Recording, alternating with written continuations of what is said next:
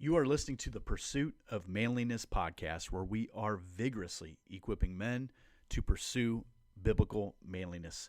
For more information about the pursuit of manliness or find out about the herd, make sure you visit thepursuitofmanliness.com. Men, we are once again out in the garage. It is a beautiful day in Indianapolis. The sun's shining, the birds are chirping. I got a cricket living in my garage somewhere, so I thought, we got to get back out in the garage or we're going to lose all credibility here. But it's so nice. I had to put the door up. So you might hear all kinds of things, but that'll be a good thing. Finishing off a pot of Armor Nation coffee here.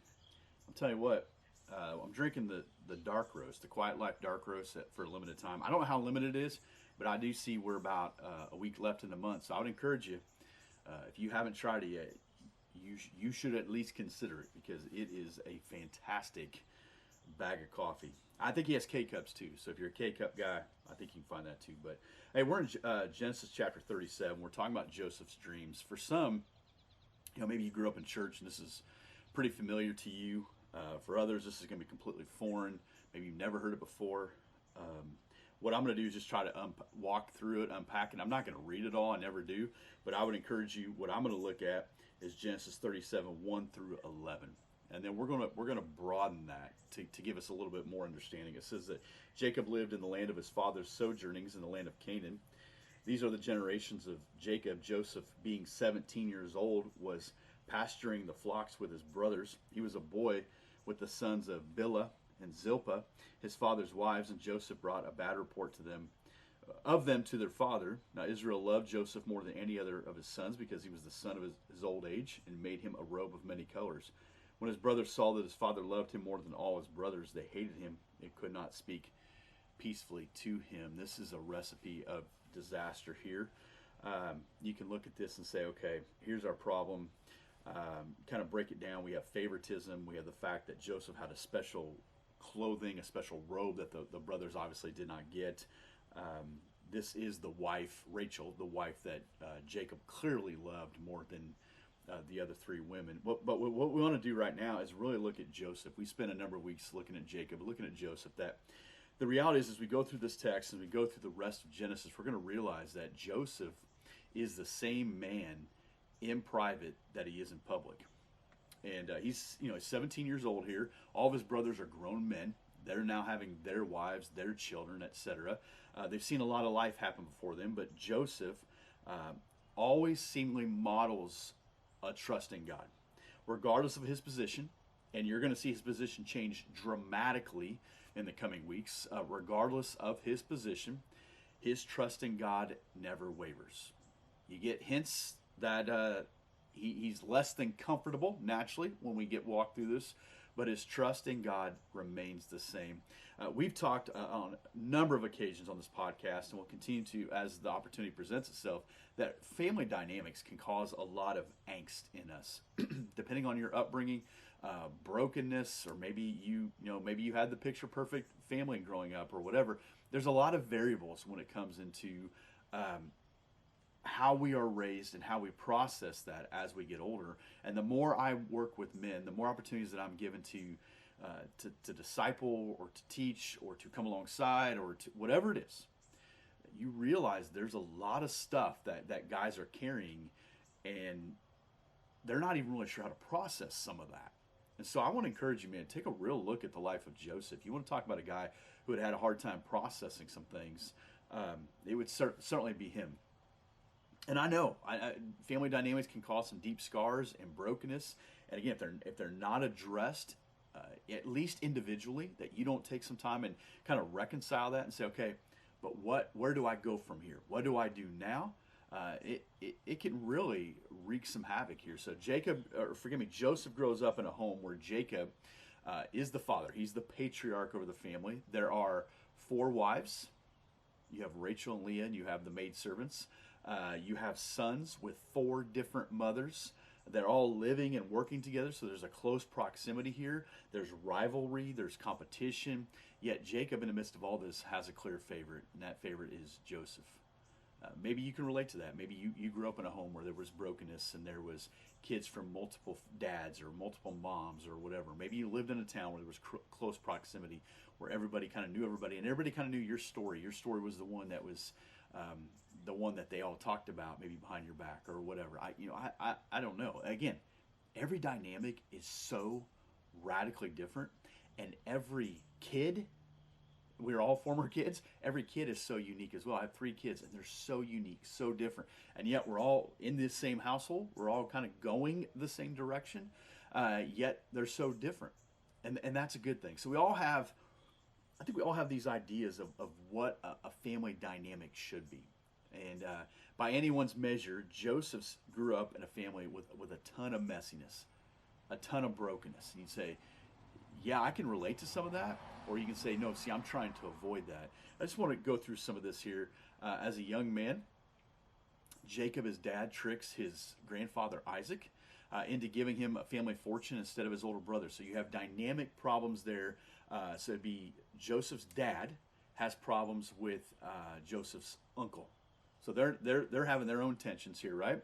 The family falls apart when Joseph's dad, Jacob, has to run from his life from Esau after he tricked his father, Joseph's grandfather, into stealing what was Esau's. So there's a family auction, and somehow Jacob steals what was Esau's, and Jacob's like, I'm out of here. Jacob goes away more than 200 miles. 200 miles, and he does this on foot, and he doesn't see his father for at least 20 years when Isaac is almost dead. There's no record that we have that he ever saw his mother again, who put him up to doing these things. Jacob found a place with his mother's relatives, but his uncle mistreats him, treats him like a slave, manipulates him, manipulates his own daughters, which would end up being Joseph's mother and then Joseph's aunts. So when he looks at that dynamic, it's all broken. It's just this messy mosaic of all these pieces that have kind of been placed together here. Leah been given on the wedding night to Jacob instead of Rachel, which wreaked havoc for the rest of their lives. Jacob marries his 2 cousins, and then he gets their concubines. Between them all, they have 12 sons, 1 daughter. So we have 13 kids here. Constant competition, constant conflict with all the kids and different mothers. And you see glimpses throughout the text, which we could assume there would be problems, but you see glimpses throughout the text where there is this rivalry amongst the women as well. It's one giant, messed up family. And yet it brings forth Joseph. It brings forth Joseph, this kid that they had that Jacob had long awaited for from the wife that he loved the most. It brings forth Joseph. Something good can come from this. And so what we like to do is connect these things to Jesus. That's what we're about. We need to learn to be better equipped followers of Jesus. So I look at Joseph's life and say, man, what a mess.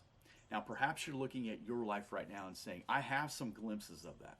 There's some things that you just read there, Jarrett, that are eerily similar to what my upbringing, or maybe my spouse's upbringing. And so we're dealing with the shards of that. We're dealing with the messiness of that.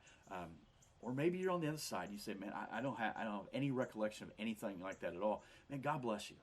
I think those are good things. We shouldn't promote or fly the flag of messiness. I think there's a danger in that sometimes, that people like to promote the things that make them different.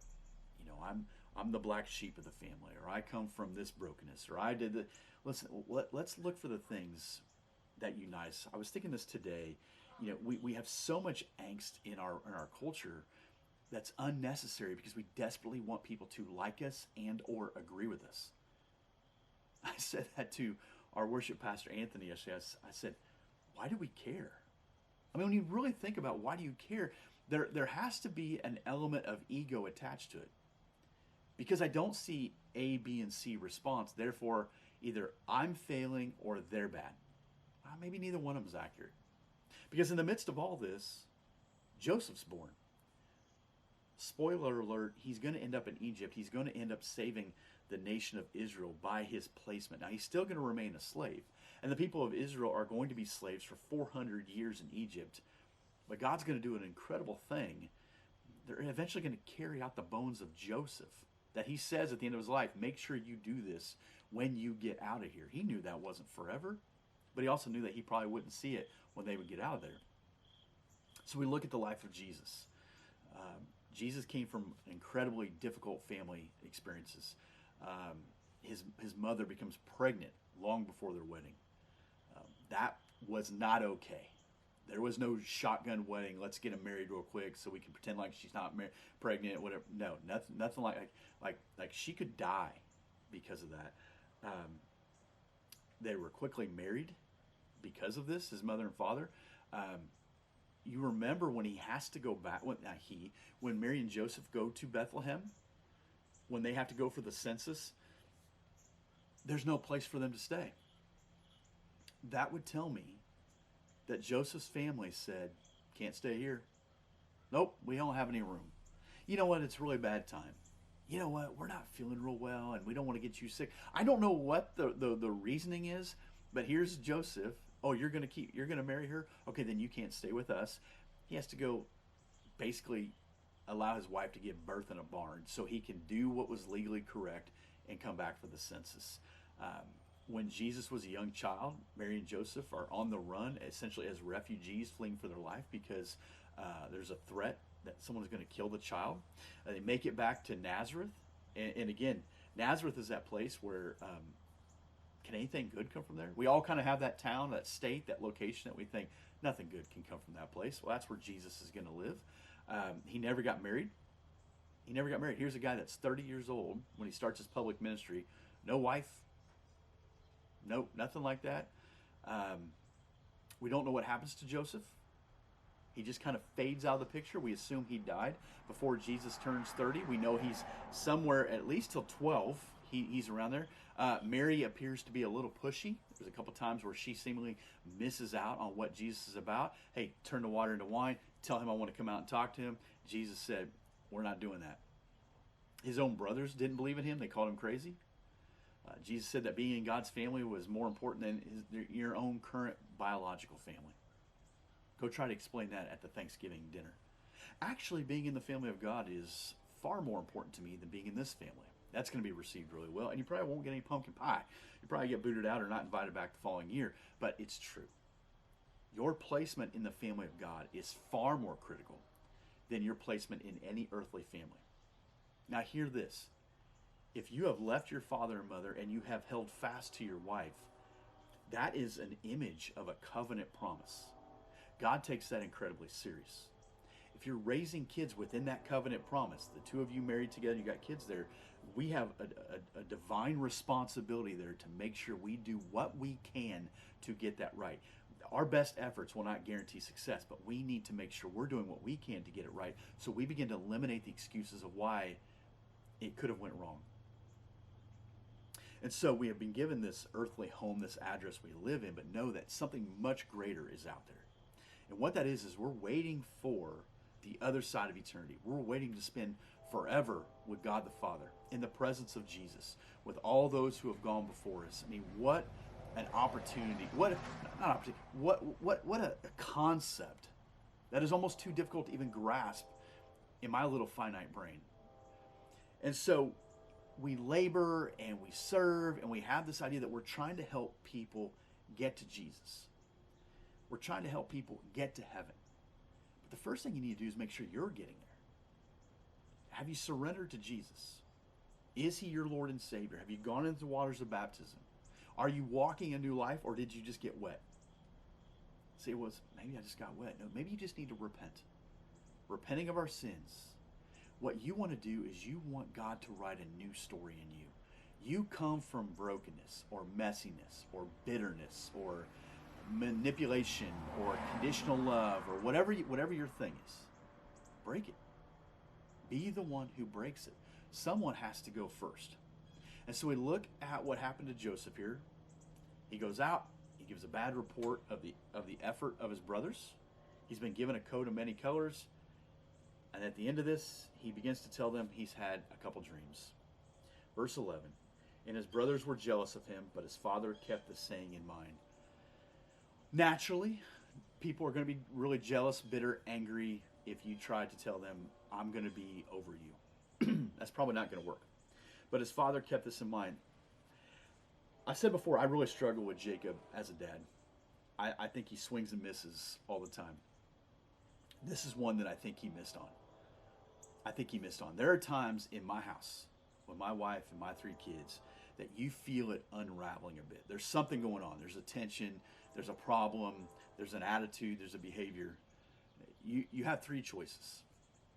You can blow it up, and you can just like lose your mind and yell and slam and start to manipulate emotionally and leave the house and let that kid or your spouse know I'm upset at you. You could do that. You could do what Jacob did here and just keep it in mind. Just keep it to yourself. Keep it quiet. Some of you guys do that. Just processing. It all kind of works out in the end, right? It's all going to work out. No, not necessarily. Or I think number 3, you kind of call a timeout and say, okay, we need to have this conversation. This happened last night with one of my kids. There was something I saw that happened. I could have been upset. Maybe I misunderstood it. I went, had a conversation with this kid, and I said, maybe I'm wrong, but this is how I see it. And if I'm wrong, that's okay. You can tell me I'm wrong. But I'm telling you, if I'm seeing it this way, and if you're telling me, yes, that is accurate, Dad, then we need to adjust this. Or maybe it's calling the people in your house into the living room and say, hey, listen, we need to have this conversation. Listen, I don't like drama. I don't like problems. At the heart of it all, I really like to just be left alone. And I know you do too. That's why a lot of us are about the quiet life. But you're not going to live a good, quiet life if you don't handle your business. And right here, Jacob's not handling his business. And what we're going to find out next week is because he never handled his business, these grown men now said, oh, we'll handle it. This is how we're going to do it. So men, first of all, you need to make sure you're right with Jesus. Number 2, you need to figure out, is there any business I need to handle? Do I need to call time out? Do we need to have a conversation? Like logical people here. I'm not talking down to my kids. I'm not berating them. I'm not their best friend either. I'm their father. And someday they're going to be mothers and fathers. And I want them to see this. I want to model good, healthy parenting for them. I can't just either blow it up and lose my mind or just file it in a folder somewhere and say, well, I'll just sit on that for later on. No, I need to intervene and I need to do something about it. And guys, I'm pretty sure there's some stuff in your life you may need to do that as well. So, amen. Think about that. Read Genesis chapter 37, 1 through 11. I'll talk to you in a bit. Once again, thank you for listening to the Pursuit of Manliness podcast. If you would, make sure you visit iTunes and leave a 5-star review. Again, for more information or find out more information about the herd, visit thepursuitofmanliness.com.